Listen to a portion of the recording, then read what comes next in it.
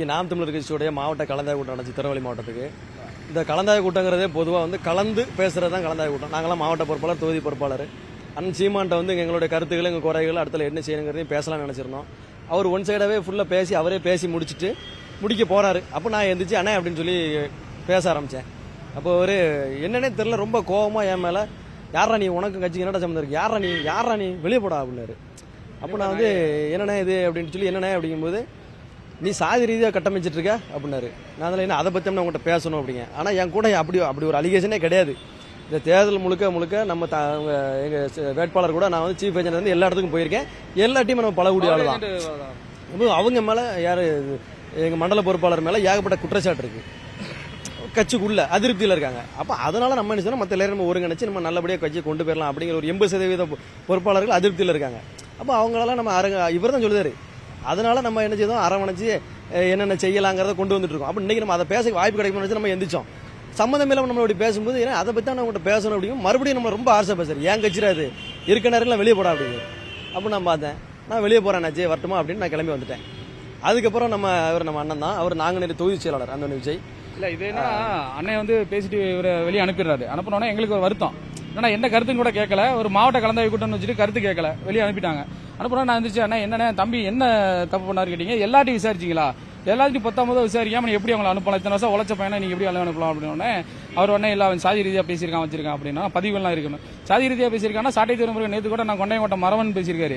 கட்சியில ஜாதி பேசக்கூடாதுன்னு நாம் தமிழர் கட்சியில் இருக்கும். அவர் கொண்டையங்கோட்டை மரவன் பேசியிருக்காரு. அப்ப அது என்னென்ன அர்த்தம், அது தப்பா அப்படின்னு பேசும்போது அவரு அப்படிதான்டா பேசுவான், நான் கட்சி நான் தான் முடிவெடுப்பேன், நான் தான் பேசுவேன், நான் சொல்றதை கேட்கறான்னு சொல்லி சீமானுக்கு எனக்கு வாக்குவாதம் ஆகுது. அப்ப என்ன தள்ளுமுள்ள ஆகுது, சாட்டை திருமணம் அடிக்க பாயிராப்புல. அப்ப இருக்கிறவங்க எல்லாம் சமப்படுத்தி கூட்டி என்ன செஞ்சுட்டாங்க, மறுபடியும் இந்த பவுன்சர்கள் வச்சு வெளியே கொண்டு வந்துட்டாங்க.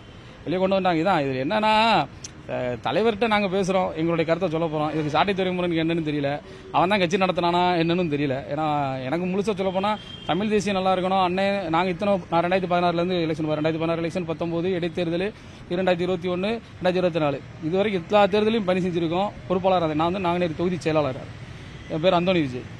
இவ்வளவு வேலைகளை பண்ணியிருக்கோம். எங்க கருத்தை கேட்க கூட அண்ணனுக்கு நேரம் இல்லைன்றதோட அவருக்கு மனசு இல்லை. அப்போ எப்படி நாங்க என்ன சொல்ல, இத்தனை வருஷமா நாங்க கேட்கல. ஆனா இப்போ கட்சி நாளடைவில் சிதைவடைஞ்சுக்கிட்டே வருது. ஏன்னா முன்னாடி இருந்த ஆளுங்க இப்ப இல்ல, இப்ப கட்சி சிதைவடைஞ்சுக்கிட்டே வருது. இதை நாங்க எப்படி அண்ணன் கன்வே பண்றது? புதுசா 10 பேர் வராங்க, கேட்கறதுக்கு அவர் தயாராகவே இல்லை. அப்ப அப்படிங்கும்போது யாரோ ஒருத்தரை வச்சுக்கிட்டு சாட்டை துறைமுருகனால நிறைய பிரச்சனைகள் வருது. அவர் இந்த பல்லர்கள் சமுதாயத்தை பத்தி பேசுறாரு, அதை பத்தி பேசுறாரு. இந்த ஒரு சில விஷயங்கள்லாம் பேசும்போது இதெல்லாம் அண்ணன் கன்வே பண்ணணும். எப்படி கன்வே பண்றது? அந்த கூட்டத்தில் தான் சொல்ல முடியும். சொல்லணும் வந்தா அவன் அப்படிதான்டா பேசுவான், தேவர் மரவன் தாண்டா பேசுவாங்கிறாரு. நம்ம மற்றவங்களெல்லாம் ஜாதி ரீதியாக பண்றாங்கன்றாரு. அப்புறம் பேசுறதுக்கான அனுமதி தரல. எங்களை வெளியே போனா நாயன்ட்டாரு, நாங்கள் வெளியே வந்துட்டோம், ஒன்றும் பிரச்சனை இல்லை, நாங்கள் எங்கேயும் போறது இல்லை, நாங்கள் தமிழ் தேசியவாதிகள் தான், நாங்கள் கடைசி வரைக்கும் சீமானு தான் ஓட்டு போடுவோம், அது வேற சேர்ந்து வைங்களேன். ஆனால் இருந்தாலும் இப்படி இருந்துச்சுன்னா அண்ணன் ஒரு காலம் வெல்ல முடியாது. இதை அண்ணன் அரசியல் அடிப்படையே இல்லாம சும்மா ஒரு 4 இதை வச்சு பேசிக்கிட்டு ஒரு 4 பேரை மீடியாவில் பேச வச்சுக்கிட்டு இது அதனால கட்சி அடுத்த கட்டத்துக்கு நகருமான்னு சொல்ல எனக்கு இது இல்லை. ஏன்னா எங்களுக்கே நாங்கள் 10 வருஷமா இருக்கவங்களுக்கே எங்களுக்கு பேசுறதுக்கு அனுமதி தரல. வேற இனிமேல் நாளைக்கு நாள் கழிச்சு வரப்போறவங்களுக்குலாம் எப்படி கட்சி இருக்குன்னு சொல்ல முடியாது. இல்லை என்னன்னா விசாரிக்கணும் 2 பேருக்கும் விசாரிக்கணும், என்ன தப்புன்னு இல்லை. அதாவது நான் மட்டும்தான் பேசுவேன் அப்படிங்கிறது தவறானது. மாவட்ட கலந்தாய்வு கூட்டம் எதுக்கு வைக்கணும்? அதுக்கு இது விஷயம் ஒரு பொதுக்கூட்டமாக வச்சு நடத்திட்டு போயிருக்கலாம். நாங்கள் பாட்டு ஓரம் பண்ணி கை தட்டிட்டு போயிருப்போம், கேட்டு போயிருப்போம், கருத்து சொல்றோம். அதனால இது பெரிய மன உளைச்சல் தான். எப்படிதான் வீடியோக்கெல்லாம் தெரியும் தெரியல, பறந்து வந்துருவீங்க எங்க இருந்தோ. சரி, சந்தோஷம். அடுத்து நாங்க அதாவது வெளியே வந்தது ஒரு 50 பேர்கிட்ட வெளியே வந்துட்டோம்.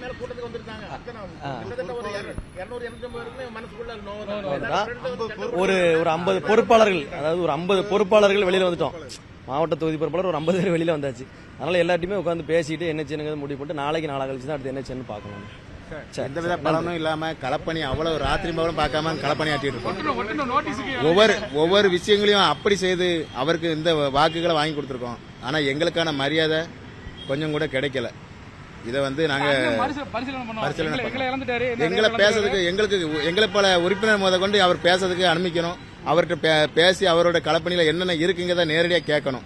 இதுல வேற எந்த தலையீடும் இல்லாம ஒரு கட்சி நடத்தினா ஃபுல் சப்போர்ட்ல அவர் நல்ல வருவதற்கான வாய்ப்பு இருக்கு. இல்ல வாய்ப்பு இல்ல. ஏன்னா தமிழ் தேசியம் வெறு வார்த்தையா பேரக்கூடாதுன்னு தான் பாக்குறோம்.